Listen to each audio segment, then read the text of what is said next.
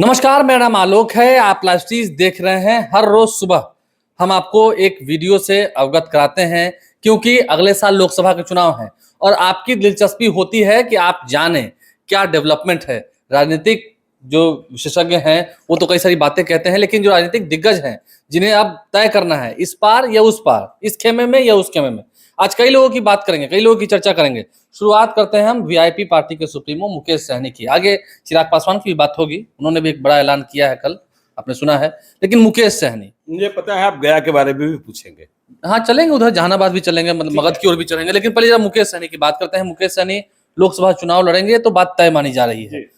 कई सारी सीटें, पिछली बार खगड़िया लड़े थे, अब लेकिन चर्चा मुजफ्फरपुर की भी है। देखिए, मैं यही कहना चाहता था कि मुकेश सहनी ने एक सांसद की नींद उड़ा रखी है और मुकेश सहनी किधर जाएंगे, किस गठबंधन के साथ रहेंगे, वैसे आप अधिक उम्मीद इसी बात की रखिए कि वे बीजेपी के साथ ही रहेंगे, एनडीए के रहें, एनडीए के साथ। तो सीटों की बार्गेनिंग हो रही है। बीजेपी चाहती है कि मुकेश सहनी मेरी ओर चले आए, नीतीश कुमार भी चाहते हैं, इसमें भी कोई शक नहीं। तो आपने जैसा कहा कि मुकेश सहनी लोकसभा का चुनाव तो लड़ेंगे ही लड़ेंगे, लड़ना भी चाहिए। जो नेता होते हैं वो यदि चुनाव न लड़े तो फिर वे नेता और राजनेता किस बात के। हार जीत तो अपनी जगह है, हार जीत अपनी जगह है, और मुकेश सहनी की तो पार्टी है वीआईपी। तो देखिए, मुकेश सहनी यदि बीजेपी की ओर जा रहे हैं तो मुजफ्फरपुर की चर्चा होनी ही होनी है। पहले ही होती है। हाँ, होनी ही होनी है। नहीं, क्योंकि कई लोग कहते हैं पिछली बार खगड़िया लड़े थे तो ये नहीं, पिछली बार उन्होंने, उनकी पार्टी ने महागठबंधन से मुजफ्फरपुर भी लड़ा था, लेकिन हार गए थे। राजभूषण चौधरी उम्मीदवार थे, अजय निषाद जीते थे। तो देखिए, यदि मुकेश सहनी बीजेपी की ओर कूच कर गए तो मुजफ्फरपुर से वे चुनाव लड़ेंगे, ये तय है, ये तय है। और मुजफ्फरपुर संसदीय सीट का हाल बीजेपी के लिहाज से आप ये कह सकते हैं कि पटना साहिब के बाद दूसरी सबसे सुरक्षित सीट बीजेपी की मुजफ्फरपुर है, जिसे कंफर्म सीट कहा जाता है। हाँ, कंफर्म जीत के ही आएंगे। हाँ जी। तो जब मुजफ्फरपुर वे बढ़ने वाले हैं या बढ़ेंगे तो बड़ा सवाल ये पैदा होता है कि अजय निषाद का क्या होगा, जो 2 बार से सांसद है। उनके पिता कैप्टन जय नारायण निषाद भी रहे और वो मुजफ्फरपुर जहां कभी जॉर्ज फर्नांडिस जीते, जॉर्ज फर्नांडिस हारे। तो ये बड़ा सवाल है। और देखिए, जब सब लोग चुनाव की तैयारी में लग रहे हैं तो अजय निषाद की इच्छा होती होगी 9 चाहे 6 हो जाए, जल्दी से हो जाए कि मुकेश सहनी हैं कहां। देखिए, जब उपचुनाव हुए तो मुजफ्फरपुर जिले में 2 उपचुनाव हो गए, बोछा और कुर्नी। बोछा में मुकेश सहनी ने बीजेपी को हरवा दिया, ठीक है।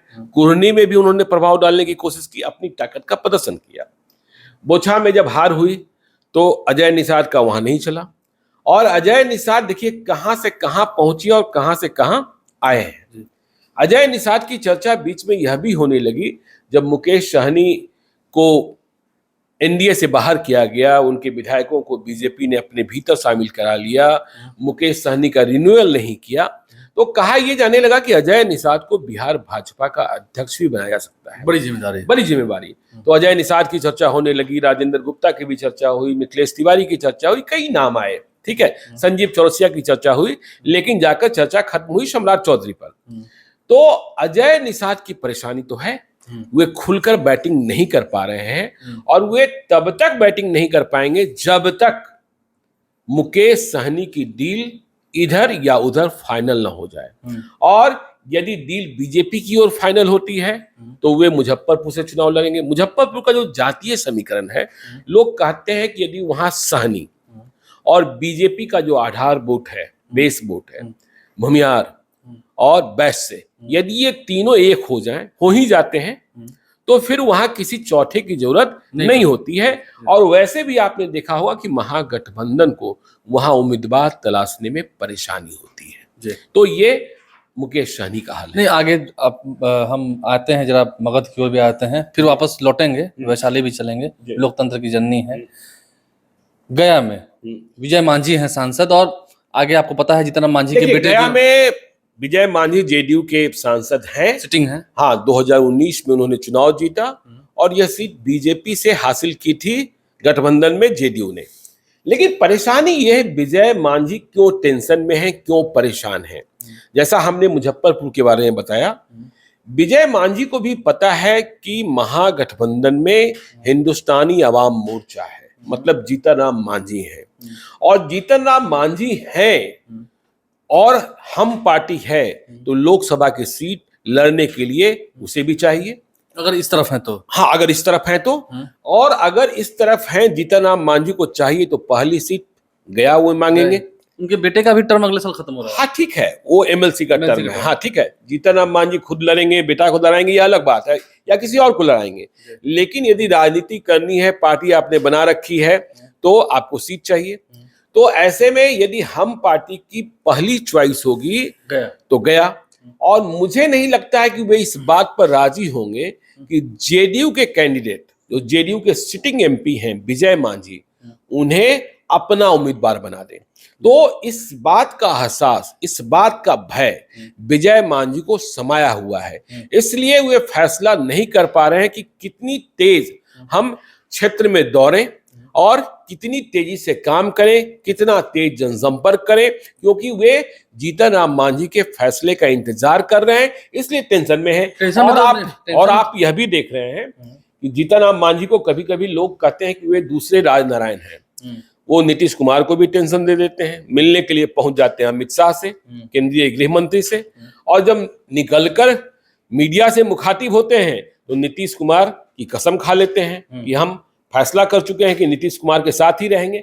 लेकिन आपको पता है कि ये कस्में वादे तब टूट जाते हैं राजनीति में, और चुनाव के वक्त जब सीटों पर बात नहीं बनती है, उम्मीदवार पर बात नहीं बनती है। और जीतन राम मांझी को आपने और हमने कई बार बदलते देखा है। आपने वो दिन भी देखा है जब जीतन राम मांझी को नीतीश कुमार ने मुख्यमंत्री बनाया था, और आपने वो दिन भी देखा है जब जीतन राम मांझी को नीतीश कुमार ने हटाया। आपने वो दिन भी देखा है कि जीतन राम मांझी कैसे लालू यादव के साथ गए थे, कैसे लालू यादव से अलग हुए, फिर महागठबंधन का हिस्सा बने। वो दिन भी आपने बहुत सारे दिन देखे हैं। टेंशन की आप बात कर रहे हैं तो टेंशन तो चिराग पासवान ने भी दे दी है। कल आपने देखा कैसे मुजफ्फरपुर में एक बड़ी सभा का आयोजन किया गया, जहां पर चिराग पासवान ने कह दिया ये सीट हम जीतेंगे और ये हम ही लेंगे। नहीं, उन्होंने कहा मुजफ्फरपुर में वैशाली की सीट के मुजफ्फरपुर में जाके कहा। हाँ, मुजफ्फरपुर में जाकर कहा, क्योंकि मुजफ्फरपुर जिले के कई विधानसभा क्षेत्र हैं जो वैशाली लोकसभा क्षेत्र का हिस्सा है। तो उन्होंने कहा कि 2019 भी लड़े थे, 2024 भी लड़ेंगे। 2019 में आपने आशीर्वाद दिया था, 2024 में भी दीजिएगा, और बड़ी भीड़ थी। लेकिन जैसे ही उन्होंने इस बात का ऐलान किया, इसका मतलब ये है कि चिराग पासवान, जिनके कदम भी बीजेपी के साथ मतलब एनडीए की ओर बढ़े हुए हैं, देखिए कल भी वे नीतीश कुमार के खिलाफ बहुत ही हमलावर थे, बहुत ही आक्रामक थे। और यह बात तो कतई संभव नहीं है कि महागठबंधन में आप नीतीश कुमार के रहते उनको ले आए। हाँ, रहते उनको ले आए, बहुत कुछ कह दिया। और महागठबंधन में वैकेंसी भी बहुत नहीं है। तो देखिए उनकी बातचीत नित्यानंद राय से, अमित शाह से चल रही है, और जिस तरीके से डंके की चोट पर कल उन्होंने कहा कि वैशाली फिर से हम लड़ेंगे, तो देखिए यह जो डंके की चोट है वह बीना देवी, जो 2019 में चुनाव जीती, बीना सिंह, ठीक है, दिनेश सिंह की पत्नी, 15 में चुनाव वो हार गई थी विधानसभा का। हाँ, फिर वो सांसद हो गई। तो 2019 में वो लोजपा से चुनाव जीती थी, रामविलास पासवान भी जिंदा थे। लेकिन जब पार्टी टूटी तो चिराग पासवान को अकेले छोड़कर, और आप देख रहे हैं कि चिराग पासवान ने कह रखा है चाचा से कोई समझौता नहीं, पार्टी तोड़कर जाने वालों से कोई समझौता नहीं।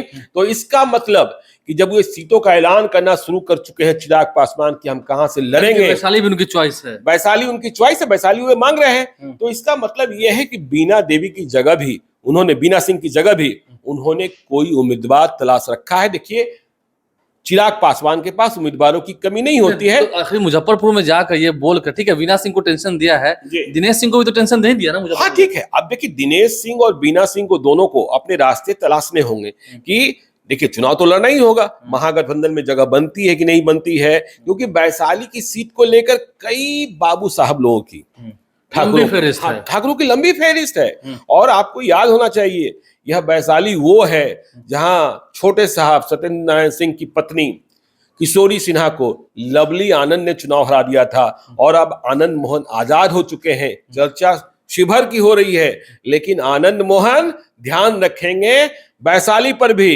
लोकतंत्र की जननी है। हाँ, और इस बात का भी ध्यान रखिए, रामा किशोर सिंह उर्फ रमा सिंह, वो आरजेडी में है, उनकी पत्नी महनार से विधायक हैं और 2019 में उन्होंने चुनाव नहीं लड़ा था, लेकिन 2014 में वे ही सांसद बने थे। तो ये, लेकिन चिराग पासवान से दूरी है रामा सिंह की, तो देखना होगा। हाँ, देखना होगा कि नया उम्मीदवार किसे तलाशते हैं। लेकिन मुजफ्फरपुर में कल जाकर जिस तरीके से डंके की चोट पर चिराग पासवान ने कहा है कि वैशाली में लोजपा रामविलास ही लड़ेगा, तो इसका मतलब है कि कुछ बात हुई है और यह टेंशन बीना देवी को देने वाली बात है। देखिए, इस वीडियो में हमने 3 लोगों की चर्चा की, मुकेश सहनी की चर्चा की, गया की चर्चा की और चिराग पासवान की चर्चा की। तीनों में ही टेंशन का जिक्र है, सरदर्द है, और सरदर्द कई लोगों को है। अभी तो लंबी लिस्ट है इसमें भी। बिल्कुल, देखिए, हम बैठे हुए कुर्सी पे वो थोड़ी उठ जाएंगे। अभी तो कई तरीके की चर्चाएं होनी है, कई राजफास आपको हम आगे आने वाले कई अपने बहुत अपने पराये होने हैं। हाँ, नहीं, बहुत सारी खबरें आपको भीतर वाली बताएंगे, अभी बताएंगे, तमाम खबरों से आपको अवगत कराएंगे। आप इसलिए लाइव से साथ बने रहे। लोकसभा चुनाव आ रहा है और बिहार की 40 सीटों पर हमारी पैनी नजर है। हर खबर सबसे पहले आप तक। हमारे चैनल को सब्सक्राइब कर लें, साथ साथ फेसबुक पेज भी लाइक करें। इसके अलावा ट्विटर हैंडल पर लाइव को फॉलो करें। धन्यवाद।